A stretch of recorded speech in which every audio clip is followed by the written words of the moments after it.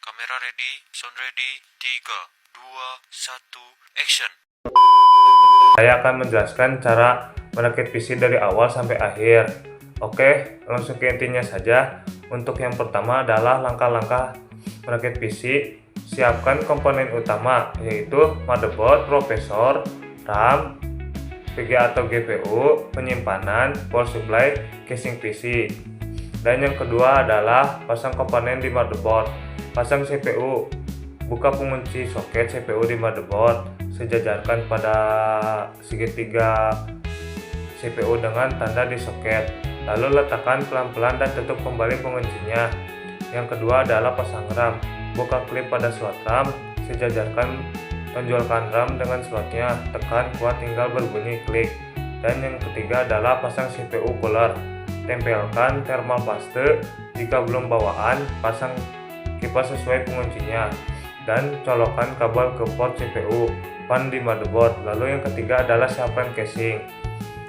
Buka panel samping casing, pasang standoff yang kecil sesuai ukuran motherboard, letakkan atau simpan pelindung port belakang jika belum terpasang. Dan yang keempat adalah masukkan motherboard ke casing, letakkan motherboard di atas standoff, lalu buat perlahan, jangan terlalu kencang agar tidak merusak PCB. Yang kelima adalah pasang penyimpanan SSD atau HDD. Untuk SSD M2 langsung ke slot di motherboard, dan untuk SSD SATA atau HDD pasang ke tray casing, lalu hubungkan kabel SATA ke motherboard dan kabel power dari PSU. Dan yang keenam adalah pasang power supply, letakkan PSU di slot bawaan atau atas casing sesuai modelnya. Hubungkan kabel berikut: 24 pin power ke motherboard, 8 pin atau 4 pin ke CPU power ke motherboard, power GPU jika menggunakan VGA card, power SATA atau Molex ke sound atau fan controller. Dan yang ketujuh adalah pasang GPU. Ini opsional ya teman-teman jika kalian punya. Oke, lanjut. Masukkan ke slot PCLX 16, tekan hingga terkunci, lalu kencangkan dengan baut. Yang kedelapan adalah sambungkan kabel depan casing, hubungkan kabel power switch, reset, USB, audio, front panel ke motherboard. Sesuaikan petunjuk buku manual.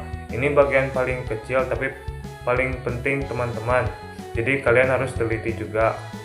Dan yang kesembilan adalah kalian harus mengecek ulang. Pastikan semua kabel terpasang dengan benar, kipas berfungsi, dan tidak ada baut tertinggal di dalam casing. Dan tahap terakhir adalah nyalakan dan install OS. Colok monitor dan keyboard, lalu tekan tombol power. Jika berhasil menyala dan tampil BIOS, lanjutkan instalasi Windows. Saya akan menjelaskan tentang komponen utama yang ada di dalam komputer. Nah, sebelum lanjut, apa sih itu komputer? Komputer adalah sebuah perangkat elektronik yang dirancang untuk melakukan pemrosesan data dan informasi melalui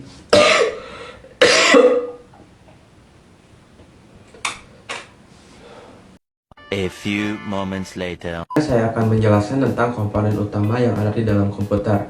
Nah, sebelum lanjut, komputer itu apa sih? Komputer adalah alat elektronik yang dirancang untuk melakukan pemrosesan data dan informasi melalui 3 tahapan utama. Yang pertama ada input, yang kedua ada pemrosesan data, dan yang ketiga output. Nah, di dalam komputer ini terdapat komponen utama yang terlibat dalam perakitan komputer, yaitu yang pertama adalah motherboard. Motherboard merupakan komponen utama dan yang paling penting karena di dalam motherboard lah komponen penyimpanan dan pemrosesan akan diletakkan serta terhubung satu sama lain. Komponen utama dari motherboard ini yaitu sebuah papan sirkuit cetak yang menampung komponen penting lainnya seperti VGA, CPU, USB, dan sebagainya. Motherboard berfungsi sebagai penyedia akses untuk seluruh komponen komputer yang ada untuk saling terhubung satu sama lain, sehingga terjadi input-output berbagai instruksi data. Yang kedua ada CPU, seperti halnya manusia memiliki otak untuk berpikir dan memproses data. Di komputer juga ada yang dinamakan dengan CPU atau Central Processing Unit, atau bisa disebut sebagai otaknya komputer karena fungsi utamanya yaitu untuk memproses data. Nah, CPU bekerja dengan menerima serta memproses instruksi data yang diberikan oleh user serta menampilkan hasil pemrosesan berupa visual ataupun bentuk lain sesuai dengan hardware yang digunakan. Dan yang ketiga ada RAM. RAM atau Random Access Memory yaitu perangkat keras pada komputer yang berfungsi untuk menyimpan data sementara pada saat komputer dioperasikan. Oke, di sini saya akan menyampaikan pandangan tentang kelompok kami mengenai faktor-faktor yang harus diperhatikan saat memilih komponen komputer. Yang pertama itu adalah kompatibilitas antar komponen. Ini adalah fondasi utama karena bukan hanya sekedar memastikan soket CPU cocok dengan motherboard atau jenis RAM sesuai, tetapi juga mempertimbangkan chipset motherboard, form factor casing, kapasitas daya PSU terhadap komponen lain, serta konektivitas port. Misalnya PCI generasi berapa yang didukung GPU dan motherboard. Ketidakcocokan sekecil apapun dapat menyebabkan masalah boot, kinerja yang tidak optimal, atau bahkan kerusakan fisik.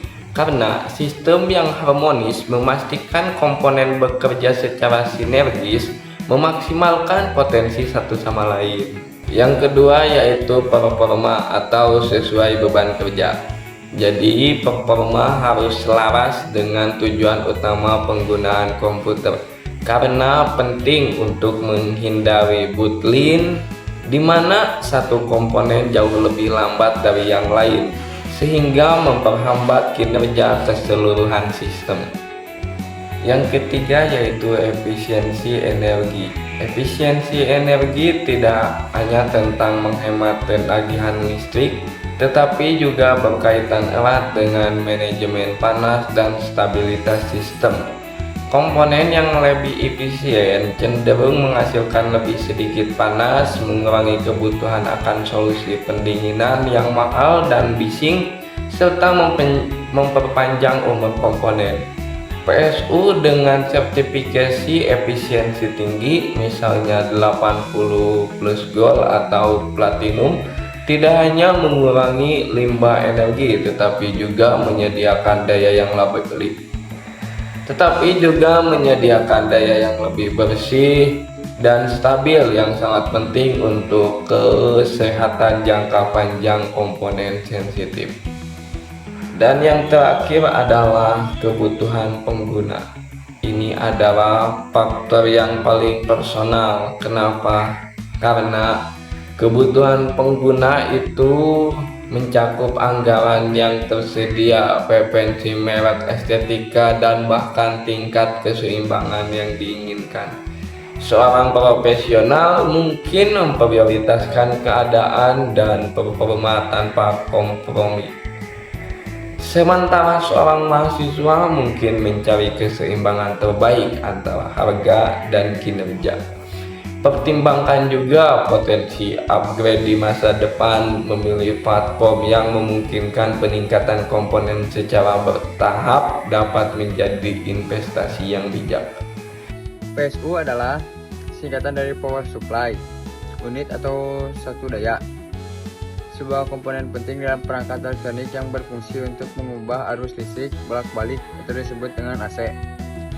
Jadi stop kontak menjadi arus searah atau DC yang stabil yang sesuai kebutuhan komponen di dalamnya seperti komputer.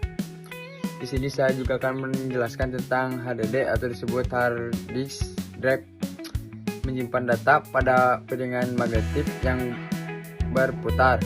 Sedangkan SSD disebut juga dengan solid state drive, menggunakan memori flash tanpa bagian bergerak.